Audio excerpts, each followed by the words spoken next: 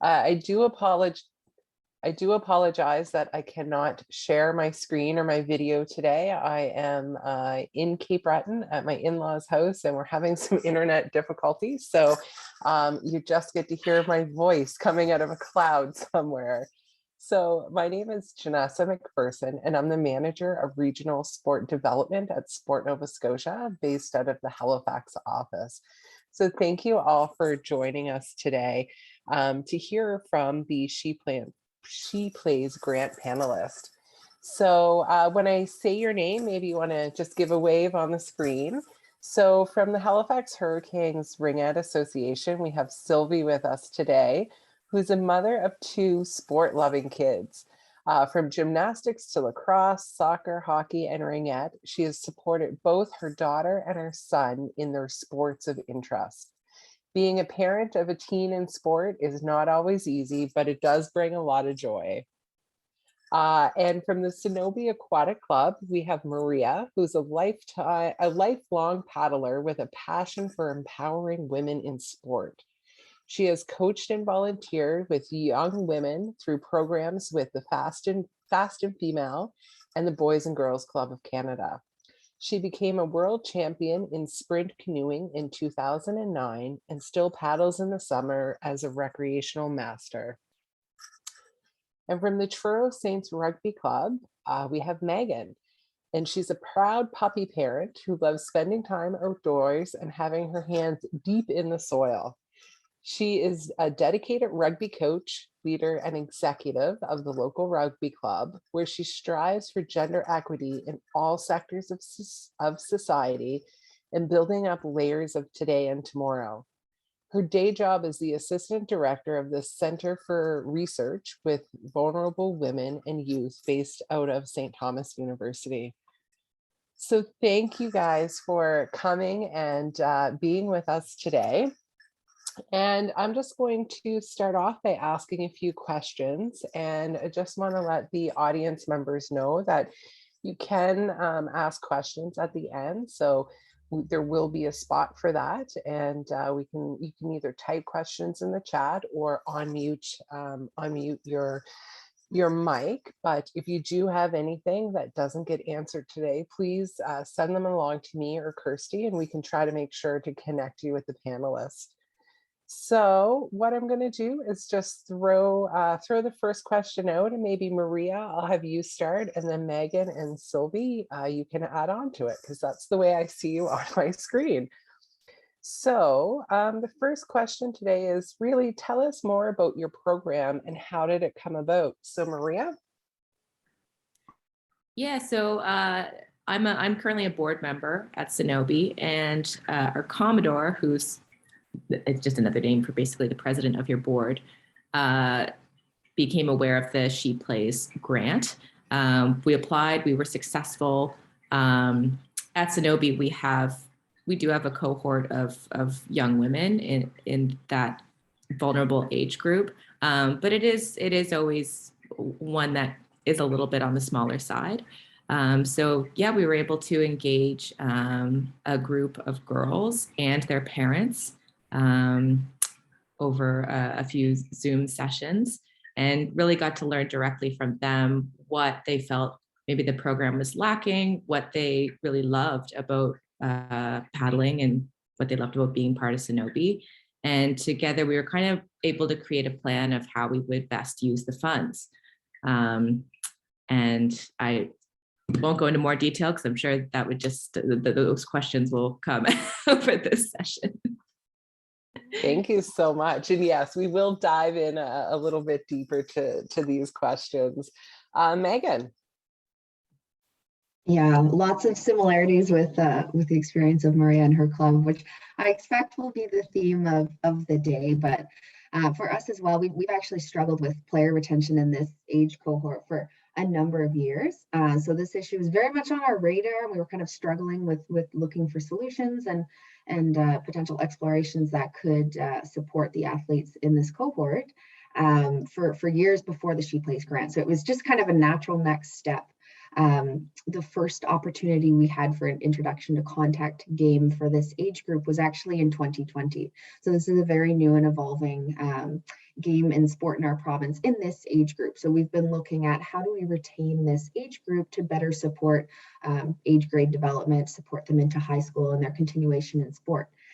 So it was just something that kind of came into our lap and looked like a possible solution or next step to try to support what we were already working on and developing. So in collaboration with Rugby Nova Scotia and Sport Nova Scotia, of course, we were able to apply and were successful and to put this project into place. So we're really fortunate that we could, and there's lots of trickle across effects with that partnership with our provincial sport organization. It's been very fruitful. Excellent. Thank you so much. And Sylvie. Hi, everyone. My experience was slightly different because I'm a parent. I am not a board member. So the Hurricanes board chose to apply and was successful, and our team was actually selected as one of the participating teams. So I wasn't really involved in the getting of the grant. However, we were the beneficiaries, and we're very thankful, really, for the experience and the opportunity. I think Ringette is special in that it really is a female sport. The issue we face is that there is interest in the sport, but the competitive, sorry, my French is coming out. Your competitive journey ends pretty soon because it's not an Olympic sport, it's not a national sport. So a lot of girls get to their teens and even stop playing in the house leagues just for fun, because there's really no next step. There's no venue to keep practicing the sport, if you will.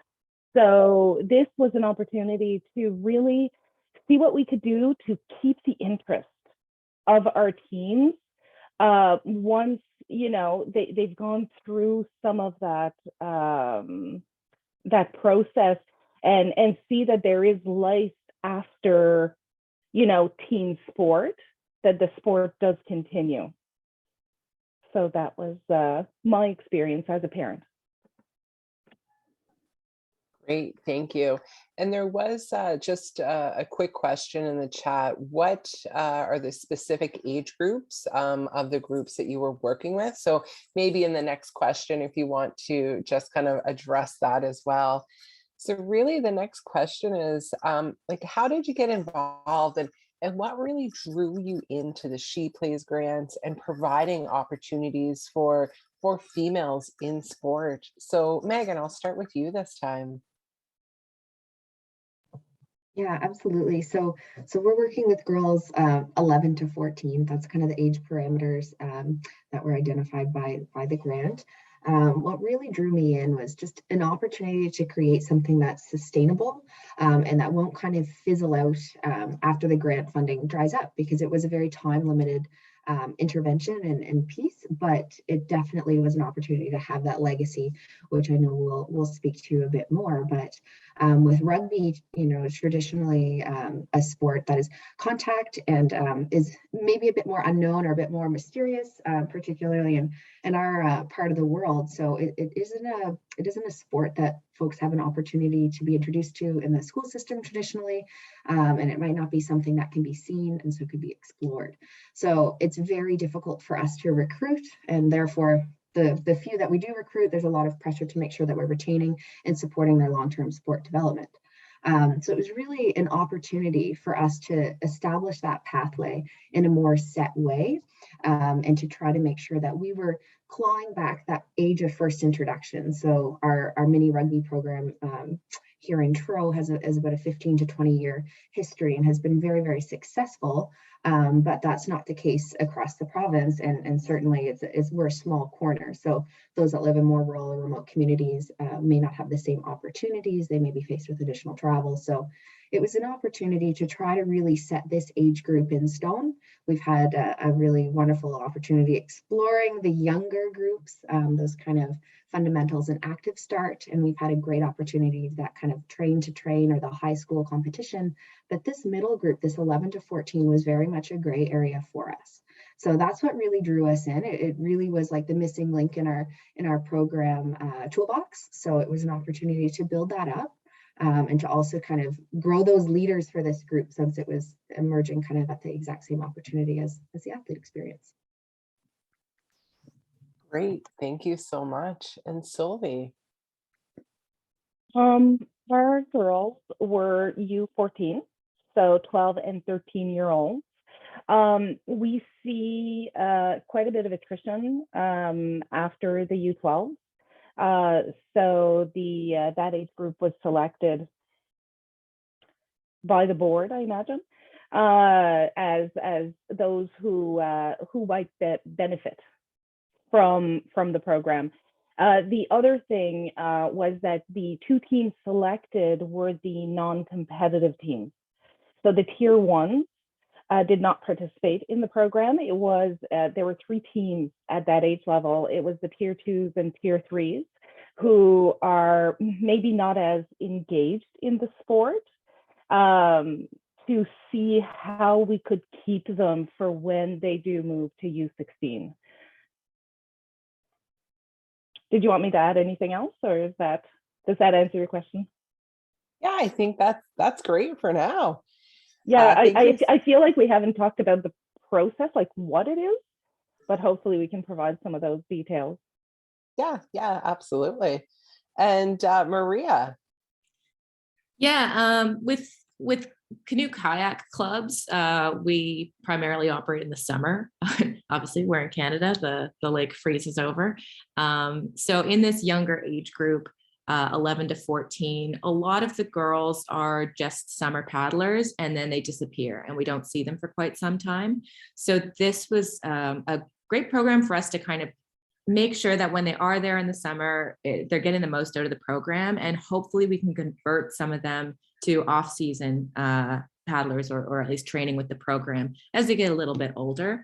I'll also add that it's a bit, the paddling club structure is a bit unique because it's a lot of times kind of a co-ed environment. So when you are competing, you compete with your gender category, but day to day, especially if you're doing off-season training, the girls are in the gym with boys, and there's a range of ages in there. And so there can be a little extra layer of intimidation, certainly as they're growing up, and there's a big age range. So that was one of the things we focused on as we interviewed the girls and their parents, and I'm sure we'll get to that. Yeah, great. Thank you guys so much. Sylvie, so let's go back to the process for this grant. And I know this wasn't really kind of the scripted questions we gave you, but I think this is a good opportunity to talk about what was the process involved with the ShePlays grant. Yeah, absolutely. I thought it was really interesting how we developed the end product. Essentially, for us at the Hurricanes, there was a researcher from I think UBC, who was a facilitator essentially, and organized sessions with both parents and with players to discuss a whole whack of questions about what do you like about sports, what don't you like, why do you stay, why would you not stay, what would you like to see, and some of it just about their lives, and really making them think, for the kids, what sport means to them, and then did the same with the parents, essentially asking them, what is important to you about your child being in sports. And these sessions happened over a number of months. Of course, it was all on Zoom because of COVID. And we were able to see essentially where our own goals as parents intersected with our children's goals. For us, the most interesting thing I saw was that most of our girls are looking for community.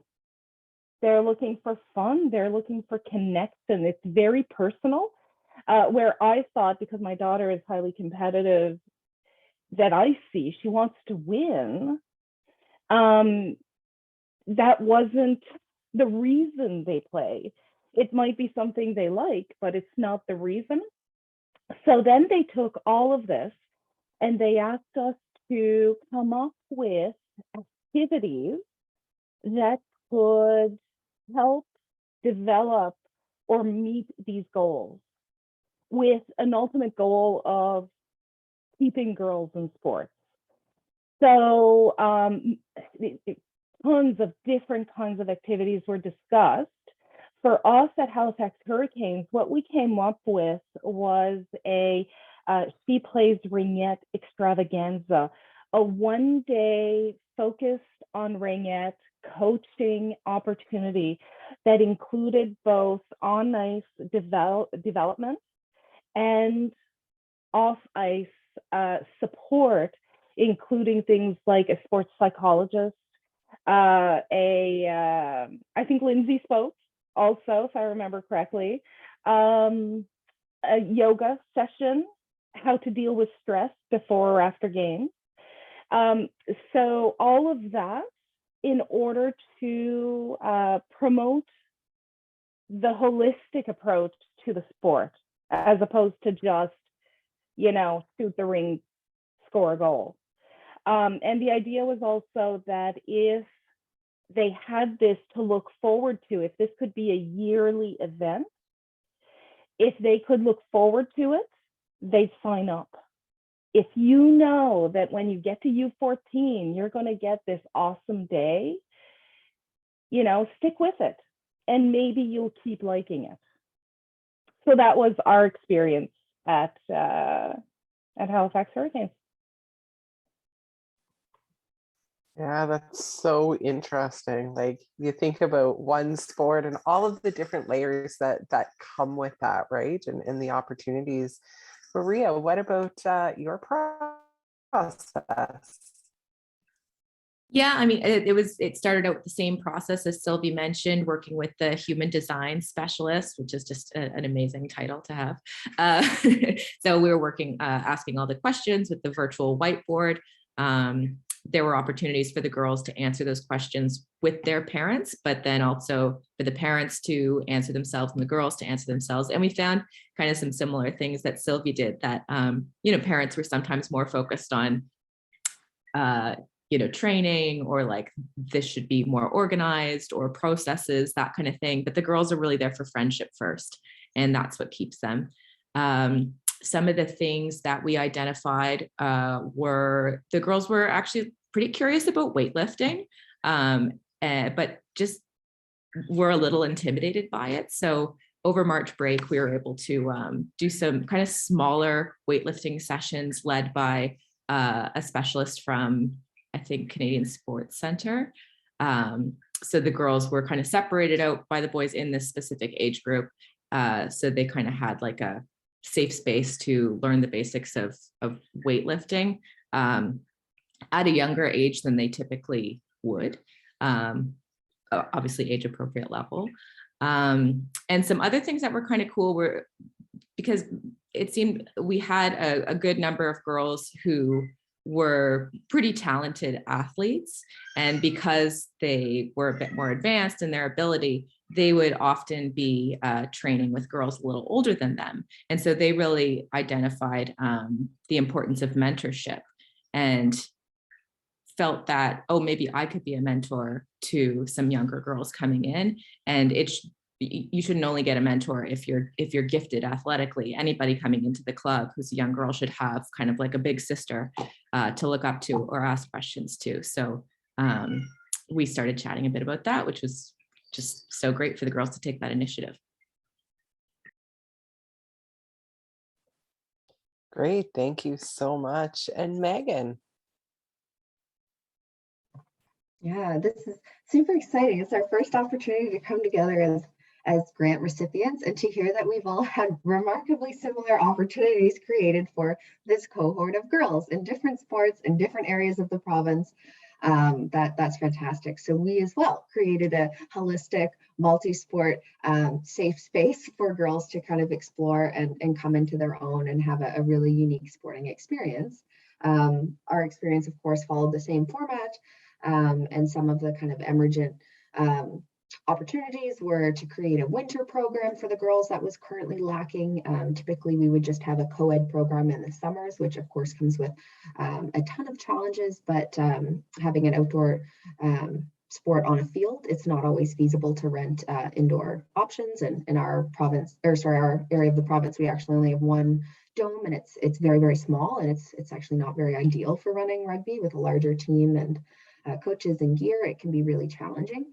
So it was a way to kind of come up with an opportunity to meet what they thought was missing. So not what sports administrators thought, not what the parents thought, but what everybody thought, and highlighting and raising up the voices of the players, because after all, that's what we're doing it for. And that's the experience that's most important.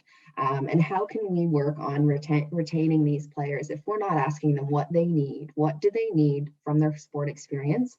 And what things do they not want?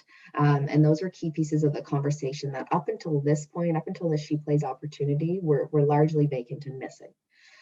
So that was really very exciting to see that the girls could come up with their own ideas, and all we had to do was listen all this time.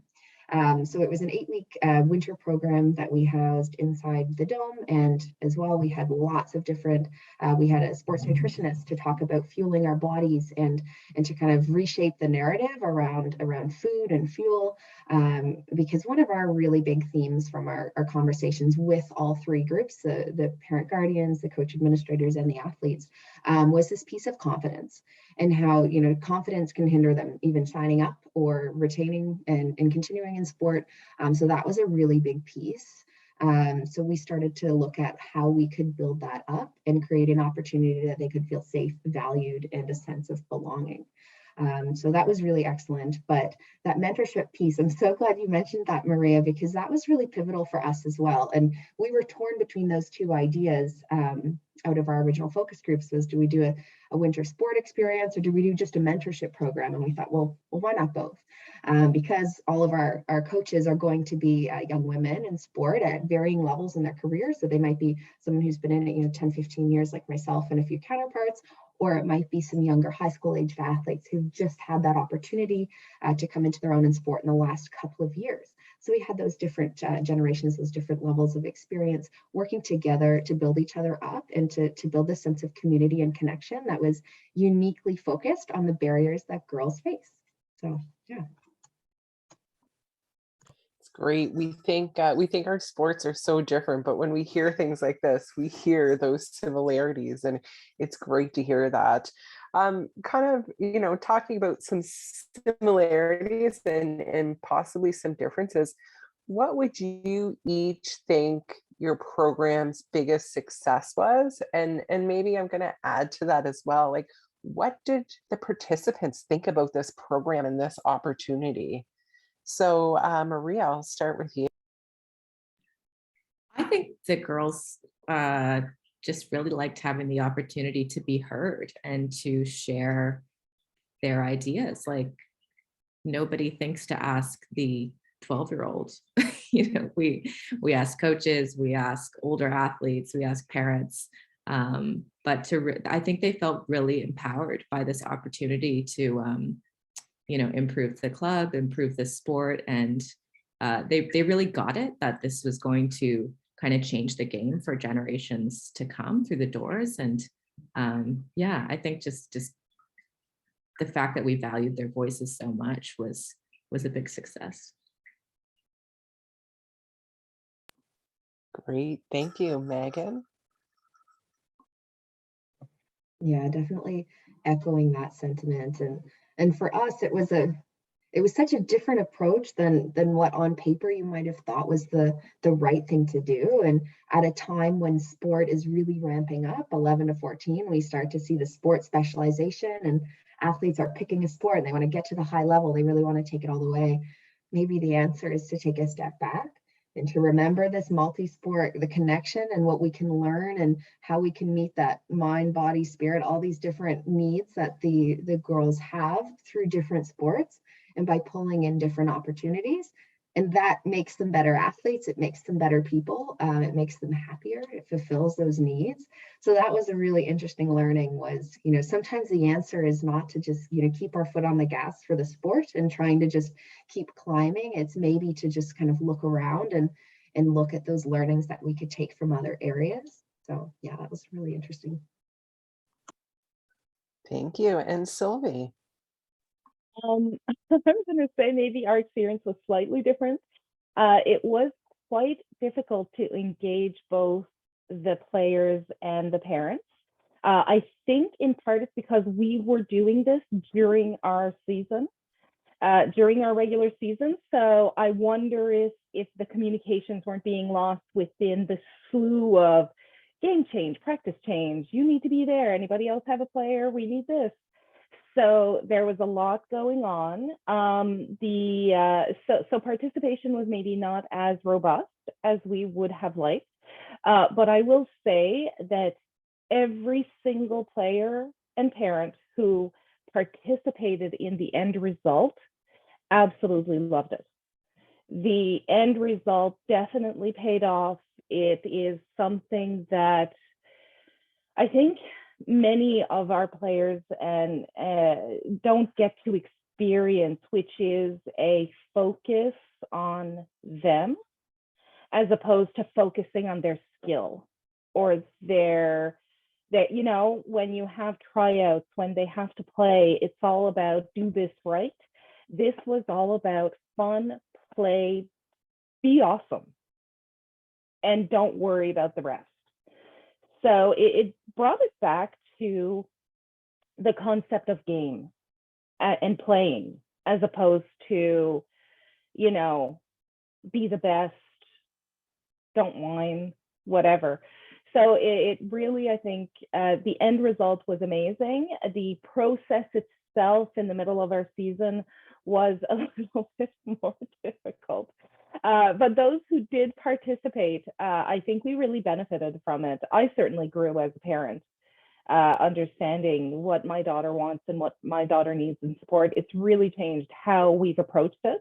And we've allowed them to maybe grow in different ways, as my daughter is going to be trying rugby this spring. For the first time. And I don't think we would have considered it, or I would have considered it. I would have been like, I don't know.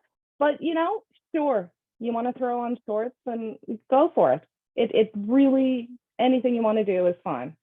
We're not going to worry about, overlap or what's happening.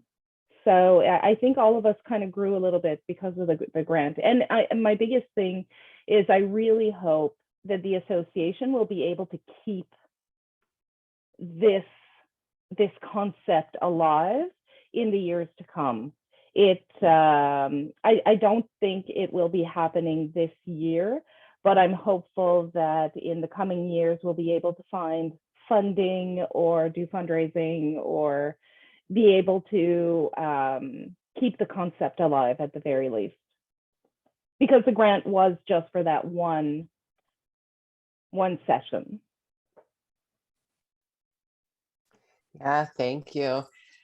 And so my next question really is, I think most of us go into programs or initiatives or projects thinking, what, we think we know what's going to happen. We think we know what our goals are going to be and what's going to happen at the end of it.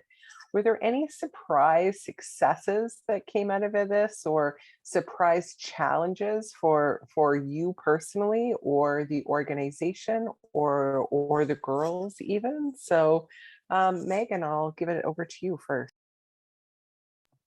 Yeah, that's a big one. And I think someone mentioned earlier, all these reasons that girls want to participate. Most of them we kind of knew, but where they rank ordered maybe is the difference.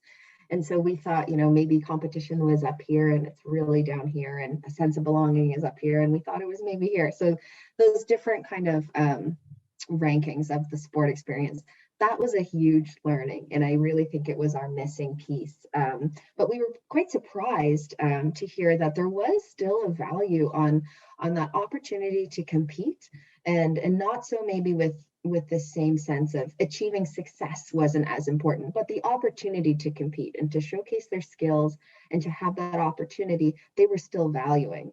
And in a smaller sport, especially in a global pandemic, the opportunities to play against other groups or to have scrimmages and things like that were very, very small.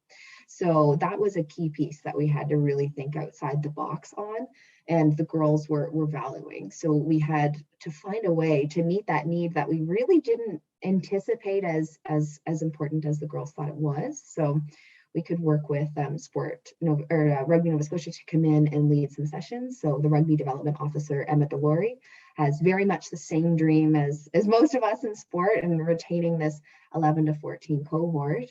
So she came in and she led some sessions and kind of opened up that door for the girls. And it wasn't a push them through the door. It was just to show them this is an option for you. And if you'd like to play at a more introductory level, a club level, and have that experience, that's fantastic. And if you're looking for that next level provincial sport experience, or to potentially follow onto different pathways, national opportunities, and things of that nature, then that opportunity is there for you as well.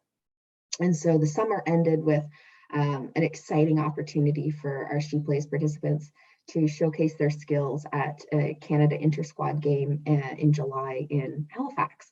And so they got to be on stage with actually one of the speakers for later on, Emma Taylor, and the girls got to play a bit of a halftime show with all of the players in this age cohort across the province. So we realized that's a really key piece that we can't forget about as well, because there's always going to be different motivations, and we can't come into it with the lens of a one-size-fits-all answer. This really has to be human-centered through and through and through. And we have to look at what everybody is looking from the sport experience and try to find ways to meet those varying needs. Such a powerful message. Sylvie. Echo Megan's comment about understanding the impetus to play sports and the importance of the values. Absolutely a surprise for us, I think, generally. The one thing that came out of the day that I was quite surprised was how much the girls enjoyed and valued the sports psychology session. I don't think most of us understood that even if they were not competitive, the anxiety that can come from playing sport, even though we were like, it's not competitive. No, they still have these anxieties, the internal dialogue is strong in our girls before playing, while practicing, changing in the change room. There's a lot going on there. So definitely anyone who is designing a program and want to keep, girls in particular, but I think all kids would benefit, is that concept of taking care of both the mental and the physical. And we often put the mental health aside because it's a little bit more difficult. We deal with it on a one-on-one, but most of the girls who participated identified sports psychologists as one of the best sessions of the day. So it was very interesting and enlightening.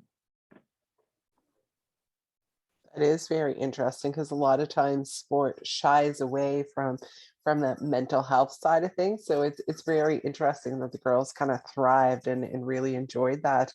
Maria. Yeah, I think, one of the nice surprises was, as I mentioned, finding out that girls as young as 14 were really excited to mentor younger girls. It's never too early to start empowering your athletes. I guess a surprise challenge to me that we identified were just what was keeping girls, or just maybe they were a little apprehensive about doing the off-season training. And to us, these are all, even if they're 12, 13, they're quite athletic girls that do other sports as well. And so it's what's the big deal about doing swimming or running or ab work in the off season? But there was just a bit of mystery around it to them. And I think part of that is also with our sport. A lot of that off-season training is co-ed, and the age range gets a bit bigger. So it's like, oh yeah, of course, you know, showing up to the pool deck in the morning as a 14-year-old where there's 18-year-olds there too, boys and girls, that's pretty intimidating. So I think just making sure that we could really support them and break off their younger age group as they went into off-season training, making sure that they were just lumped in and we were just throwing them off the deep end, giving them those learn to weightlift sessions, learn to run sessions, just kind of helped them transition into off-season training, and will be something we'll continue to do to help make sure that girls have a positive introduction to off-season training. Thank you so much. And just really looking at, you know, the retention of the girls that took part in this. Do you guys have a sense, are they more apt to stay in your sport, join another sport, or at least stay active? Or do you guys do you have a sense of what this is if you don't have concrete numbers? And Sylvie, I will start with you. It's very difficult to the session was only held last March, so we've really only seen one season. Not having any numbers to base it on, I mean, we seem to have kept similar numbers. What I am, so you know, I don't know if it's we can attribute it to that age group, and I don't know what happened on to the ones who were moving up to the U16s. So that would be an interesting follow-up for sure. I think it's important to see if it did have any impact, but I wouldn't know. I'm not on the board, or I can't see who participated, right? Yeah. Maria, what about you? I'm not going to pretend like I know for sure right now. I think COVID is a huge factor, especially around that age. Like some families might just choose, okay, we're not going to hang out at the crowded canoe club this summer, and totally respect that decision. I think we have enough tools or things that we've identified that, you know, it makes me confident that we can grow this age group over time. But I think COVID kind of throws the numbers off a little bit. And Megan. Yeah, that's a big piece. That overtime piece is huge. But I can speak a little bit about kind of immediate player retention, because for us, definitely that was felt. So we used part of our grant funds to pay for the players' national sport insurance. So through Rugby Canada, they have a fee of a little over $100, which may not be a huge barrier in a sport that does not require any equipment other than a mouth guard and cleats. But for some families, that of course is very prohibitive. So we thought, okay, let's do that right out of the grant funds, is pay for everyone's registration, because that is valid for a calendar year. So we registered our players, and they were valid until it would actually expire this April, which is fantastic. So right after the finished session of our ShePlays, we realized, like, this is a huge need that we're filling, and there's interest to continue in the summer.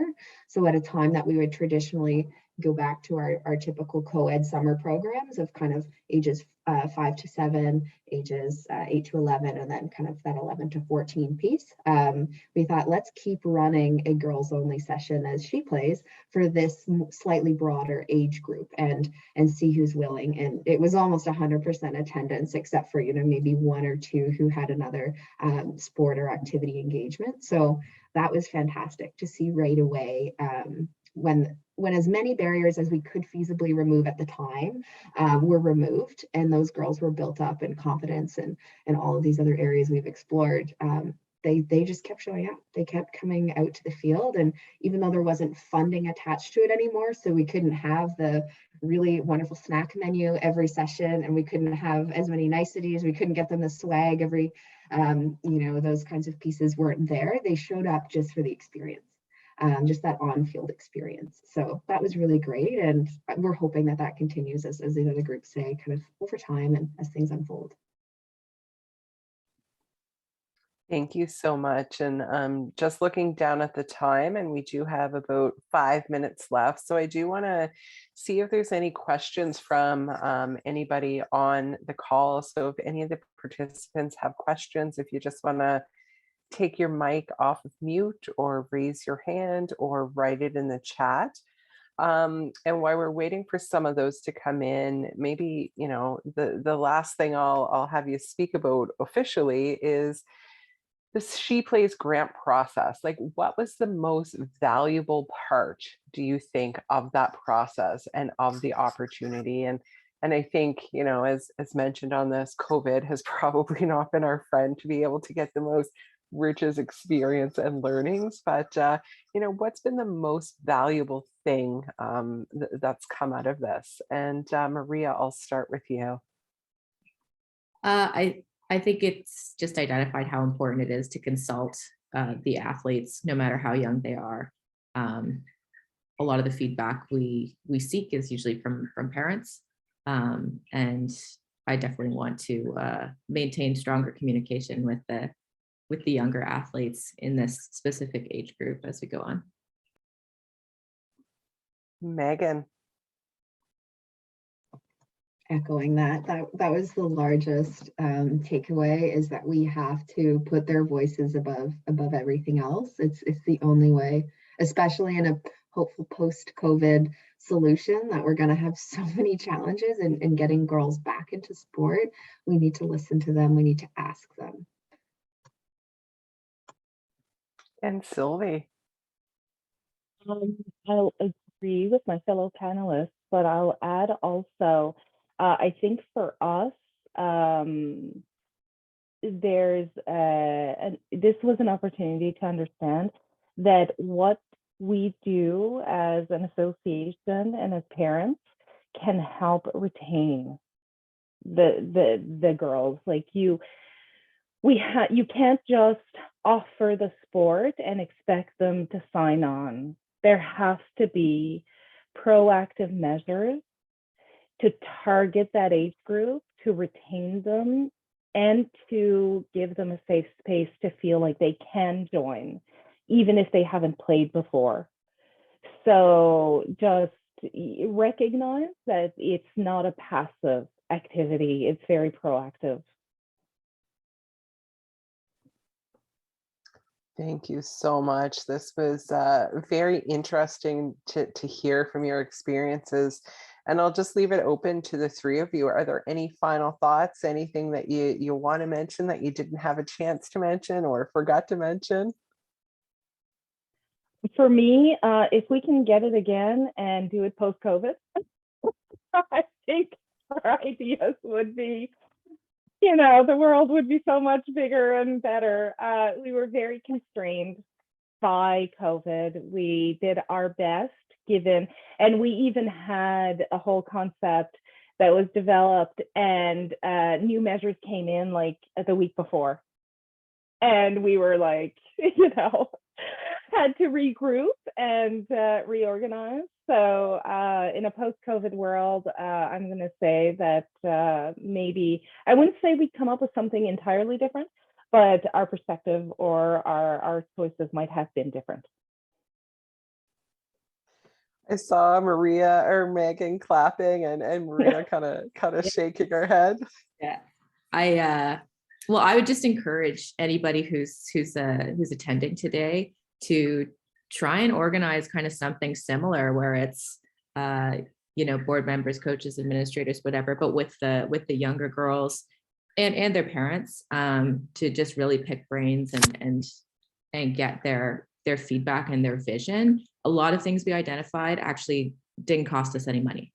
So even if you don't have grant money to play with, like you'll learn stuff and be able to just make the experience better for them. That's great. And just going to read a few comments here. Love the addition of sport psychology aspect and how mental health can affect performance. Thank you for sharing your insights. Amazing to hear about your experiences. And then as a coach who started an all-girls baseball program within my association, I truly have enjoyed hearing your experiences, and I'm getting ready to start a 4th season in double numbers during the pandemic. So that's awesome to see. I think Kirsty is going to put a link to go back to the main room in the chat. And if anybody has any questions after this, please feel free to reach out to Kirsty or I, and we can make sure that we put you in contact with Megan, Maria, and Sylvie, because I'm sure they'd be more than happy to answer and to help, have conversations about this moving forward. I think it's really important, that community of practice and being able to talk and hear and learn from each other. So that's great. Thank you again for your time today, and looking forward to seeing everybody back in the main room.